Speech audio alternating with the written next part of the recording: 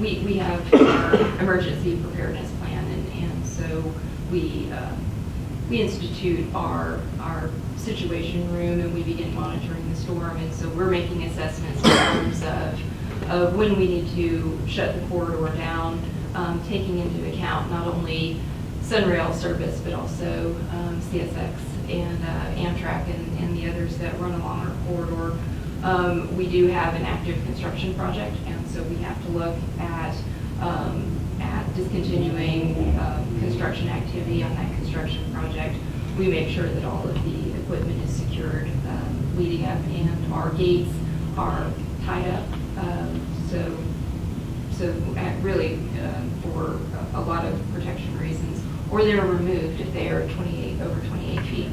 And so we have quite a number that are over 28 feet. And just a reminder, we have over 120 grade crossings within our service corridor, and I think it's over 140 crossings throughout the entire corridor. So, so in terms of crossings per mile, if you look at averages for other, this is part of Elliot's daily pain, but if you look at other similar corridors, that's a high percentage of crossings per mile compared to other agencies. So anyway, post-hurricane, certainly we felt the impacts, personally, we felt the impacts that Sunday evening. The next Monday morning, we all reported to the office when the wind gusts got below 40 miles an hour, and when it was safe to do so.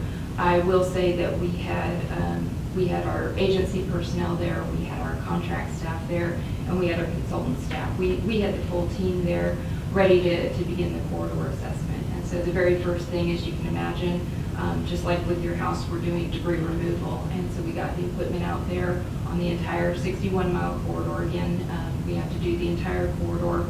And so I believe it was 116 to 120 trees, branches, debris. We had some other interesting things, I think, that we removed from the corridor. I'm trying to remember what they were, like a piece of a window or something. There was a number of unusual things, anecdotal, not really relevant. But once we do that, once we clear the debris from the corridor, we do have to inspect the track. We have to inspect the rail, the ties. We have to inspect. There were certain areas that had quite a bit of water, so we're looking at any issues that we might have in terms of track being underwater. We inspect all of our rolling stock, all of our locomotives in particular, cabs and coaches, ensuring that they all work properly. Our dispatch is like our traffic management center, it's our traffic control, so we have to bring that system back up and ensure that it's working properly. The signals in the crossing gates, obviously they're dependent on commercial power, and so that is one of the most challenging things that we had. But I do want to say this, because I don't want to just say that it was related to a power issue. We worked very closely with the utility companies, and their responses to us were nothing short of phenomenal. And the fact that they can't get everything done, the last thing that I would want to do is put them out as being the reason that we didn't run.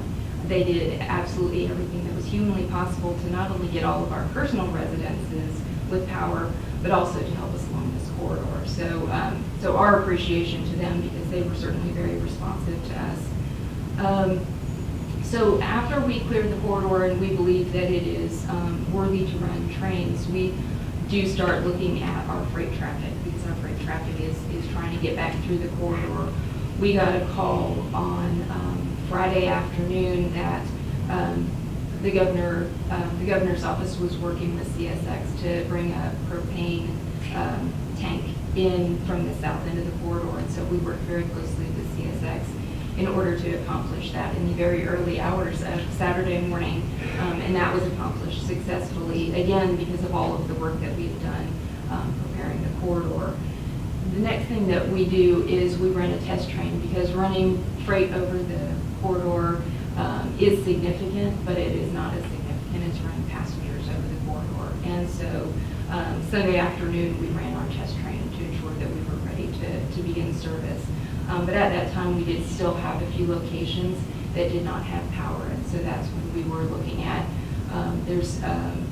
in order to be able to use generator power, you have to have just a few locations that don't have that power.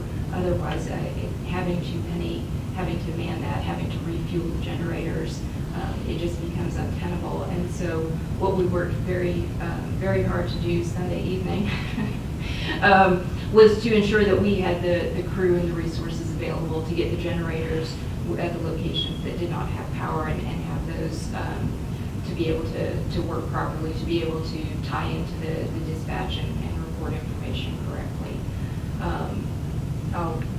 Do you want to add anything to that?